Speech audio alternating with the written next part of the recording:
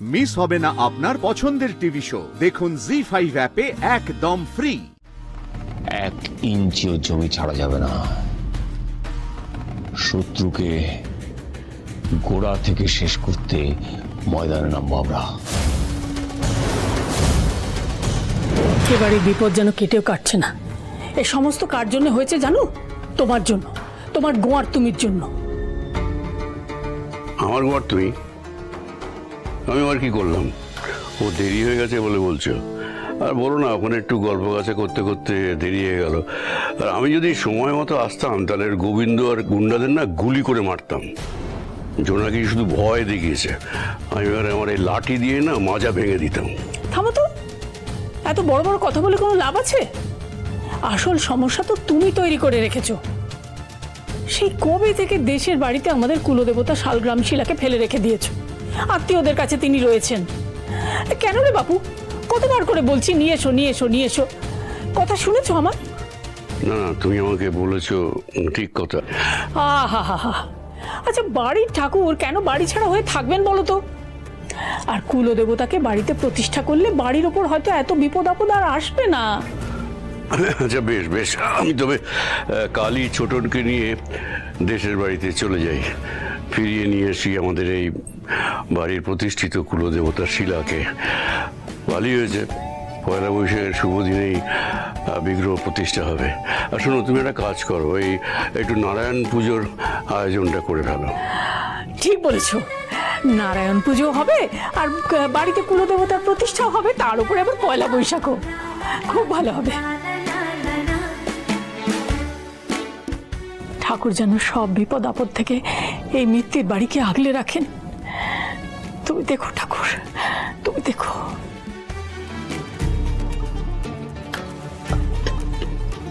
হলো নাকি? হ্যাঁ, আলু মাখা হলো রে। এই তো হয়ে এসেছে। শোনো না বিশুমণি, সবাইকে পাতে পাতেই দিয়ে দেবো, বুঝলে? ঠিক আছে। কই দেখে দেখি। এই আলু মাখার যা গন্ধ বেরিয়েছে না, আমি এই সব ভাত এটা দিয়ে খেয়ে। আজ কিন্তু বেশি পদে রান্না করা হয়নি। হ্যাঁ, কাল তো পয়লা বৈশাখ, তাই কালকে অনেক খাবার দাবারের আয়োজন করা হবে। কালকে তো মাংস ভাত হবে। বছরের প্রথম দিন না, যেরকমটা দিয়ে শুরু করব সারাটা বছর সেরকমটাই যাবে। আর শোন, এবার পয়লা বৈশাখে মৃত্যুর বাড়িতে নারায়ণ পুজো হবে, তোদের বাবা বলে দিলেন। ওমা, এ তো খুব ভালো খবর। বাড়ির ওপর দিয়ে এতগুলো ভাড়া গেল, একটা পুজোও তো হয়নি। ওমা, মা সিন্নিটা আমি মাখবো। আচ্ছা ঠিক আছে ও মা, তাহলে আমি আর দিদি ভাই মিলে পুজোর সব আয়োজন করে ফেলবো। হ্যাঁ হ্যাঁ রে, ঠাকুর মশাইকে তো খবর দিতে হবে। তাহলে ছোটনকে বলি, আর তোর আনন্দদা তো বাজার করে ফেলবে। বাহ, তোমরা সবাই মিলে নিজেদের কাজ ভাগ করে নিলে তো। এবার আমি কি করব বলো তো? ওরে, তোর ওপর আরো অনেক বড় দায়িত্ব পড়বে রে মা। এবারের নিয়ম হচ্ছে, এবারের বড় ছেলে আর বড় ছেলের বউ দুজনে মিলে নারায়ণ শিলার পুজোর আরতি করে। তো দাদু কাল আমাদের গ্রামের বাড়ি থেকে নারায়ণ শিলাকে সঙ্গে করে নিয়ে আসবেন। তো নিয়ম অনুযায়ী বড় ছেলে আর বড় ছেলের বউয়ের আরতি করার কথা, কিন্তু অজয় তো আর এখানে নেই।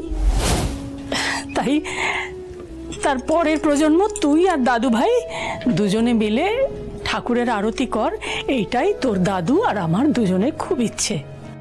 তাতে যদি এবারের বিপদ আপদ সব তখনই কেটে যায়। আমি আর উকিল বাবু তো একে এসব পুজো আচ্ছা কিছু মানে না, তার উপর আবার আরতি। উনি এসবে রাজি হবেন না গো। সেটা তো তোকে রাজি করাতে হবে মা, পারবি না? আমি মানে আমার কথায় কি করে রাজি হবে? উফ, খুব কঠিন কাজ দিদা। আমি বুঝতে পারছি না, এসব হবে না। তুমিই পারবে জোনাকি।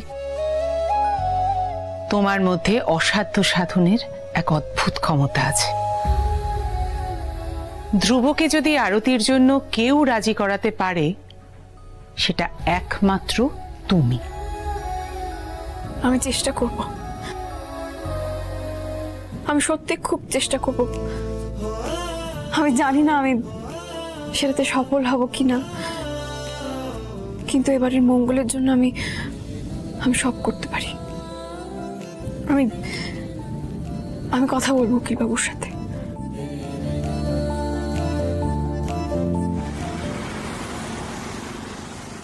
না না অজয়, এতদিন জোনাকি বিশ্বাসকে আমরা শুধু শত্রু ভাবতাম, কিন্তু ও সাক্ষাৎ মৃত্যু।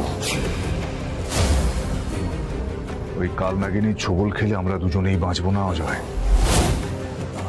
ভাবো অজয়, আমরা দুজনেই যে ওর বাবার মৃত্যুর জন্য দায়ী, ও কি জানে?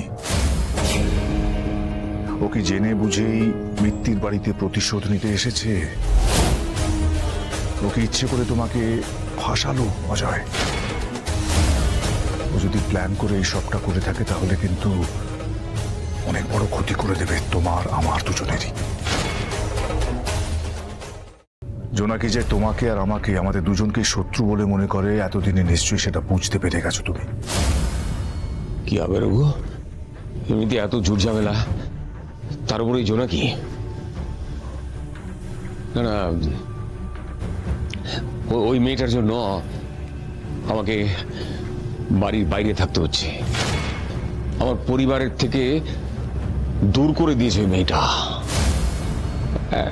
এখন কি আবার তাহলে জাস্টিস অজয় মেয়েটাকে জালিয়াতির দায়ে জেল খাটতে হবে? আমি সোসাইটিতে মুখ দেখাতে পারবো না রঘু। না, এটা আমি কিছুতেই হতে দেব না। জোনাকিকে আর আমার সর্বনাশ করতে আমি দেব না। কি করবে তুমি? কি করে আটকাবে জোনাকিকে?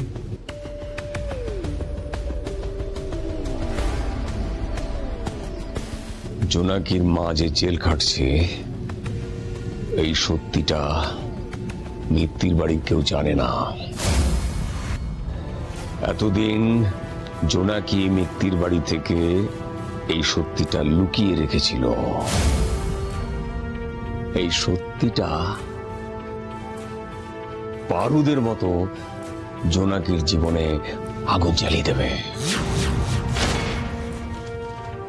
Good, very good. অজয়, জোনাকিকে ঝাড়ে বংশে শেষ করে দিতে হবে। তার আগে প্রতিমার অবস্থাটা একবার দেখে নিয়ে আমি যাচাই করে নিই। ও কতখানি কি বলার জায়গায় রয়েছে সেটাও যাচাই করতে হবে, কারণ প্রতিমাও যদি মুখ খুলে দেয় সেটাও কিন্তু আমাদের কাছে বিরাট বড় একটা থ্রেট। আর জোনাকিও যাতে একেবারেই মুখ খুলতে না পারে সেটা নিশ্চিত করতে হবে রঘু। জোনাকির ব্যাপারে যেখান থেকে সম্ভব আরো খবর জোগাড় করবো। তুমি লোক লাগাও, তোমার সমস্ত সোর্সগুলোকে অ্যাক্টিভেট করো। 1 ইঞ্চিও জমি ছাড়া যাবে না। শত্রুকে গোড়া থেকে শেষ করতে ময়দানে নামবো আমরা।